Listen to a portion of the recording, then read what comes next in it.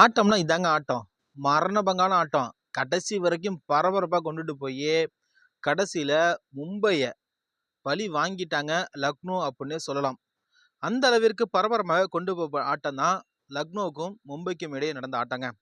இதுல முதல்ல பேட்டிங் பிடிச்ச லக்னோ பார்த்தீங்கன்னா 20 ஓவர் முடிவுல 203 ரன்களை குவித்தாங்க.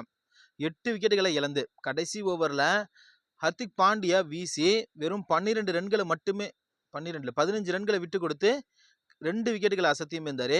இந்த ஆட்டத்துல மிகவும் சிறப்பா பந்து வீசி இருந்தது ஹர்திக் பாண்டியா தான். 5 விக்கெட்டுகளை எடுத்து அசத்தியும் இருந்தாரு. 204 மும்பைக்கு மிகப்பெரிய கடினமான ஒரு இலக்கு தான். ஆனா அதையும் துரத்தி களமிறங்கிய மும்பையில வில் ஜாக்ஸ், ரிகல்டன் இவங்க 2 பேருமே அடுத்தடுத்து அவுட் ஆகி அதிர்ச்சி கொடுத்துட்டாங்க. அதுக்கப்புறம் நமன் தீரும் சூரியகுமார் யாதவும் தான் பார்த்தீங்கன்னா ஒரு முறையான பார்ட்னர்ஷிப் அமைச்சாங்க. அதுலயும் சூரியகுமார் யாதவ் பார்த்தீங்கன்னா 16 ஓவர் முடிகிற வரைக்கும் ஆட்டத்தில் இருந்தாருங்க. அவர் இருந்த வரைக்குமே ஆட்டம் கையில தான் இருந்துச்சு. மும்பை இந்தியன்ஸ் ஒரு மிகப்பெரிய தவறு செஞ்சாங்க. அது என்ன அப்படின்னா 5வது விக்கெட்டுக்கு ஹர்திக் பாண்டியா உள்ள வந்திருக்கணும். ஆனா திலக் வர்மா உள்ள வந்தாரு. திலக் வர்மா ஒரு லெஃப்ட் ஹேண்டட் அதிரடி பேட்ஸ்மேன். அவர் ஆட்டத்தை மாத்தி அமைப்பார் அப்படின்னு பெரிதும் எதிர்பார்த்தோம். ஆனா அவரால விளையாடவே முடியலங்க. 23 பந்துகளை ஃபேஸ் பண்ணி ஸ்ட்ரைக் ரேட் 100 வைத்து வெறும் 25 ரன் மட்டும் தான் எடுத்திருந்தாரு. 2 பவுண்டரி மட்டும் தான் அடிச்சிருந்தாரு. அவரால லக்னோவோட பந்து வீச்சை எதிர்கொண்டு விளையாடவே முடியல. இது ஒரு பக்கம் மும்பை இந்தியன்ஸ் அணிக்கு மிகப்பெரிய அளவில் அடியை தான் ஏற்படுத்தியது.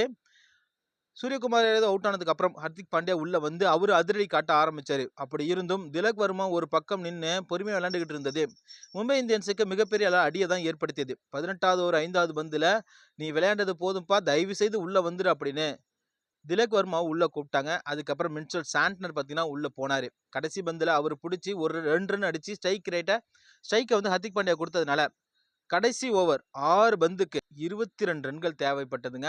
முதல் பந்தை ஃபேஸ் பண்ண ஹர்திக் பாண்டியா 6 அடிச்சு ஆட்டத்தோட போக்க அவர் பக்கம் கொண்டு வந்தாரு. ஆனா அதற்கப்புறம் ஹர்திக் பாண்டியாவாலையும் தொடர்ந்து பந்து வீச்சை ஃபேஸ் பண்ண முடியல. இதனால மும்பை பார்த்தீங்கன்னா கடைசி ஓவர்ல பெரிதா ரன் எதுவும் எடுக்காம வெறும் 191 ரன்களை மட்டுமே எடுத்து ஆட்டத்தை நிறைவு செய்தாங்க. இதனால லக்னோ பார்த்தீங்கன்னா 12 ரன்கள் வித்தியாசத்துல அபாரமான வெற்றியை பெற்று மும்பை இந்தியன்ஸை படுதோல்வியில புதக்குழியில தள்ளியே இருக்காங்க. இது போன்ற தகவல் நம்ம சேனல் மறக்காம சப்ஸ்கிரைப் பண்ணுங்க. தேங்க்யூ.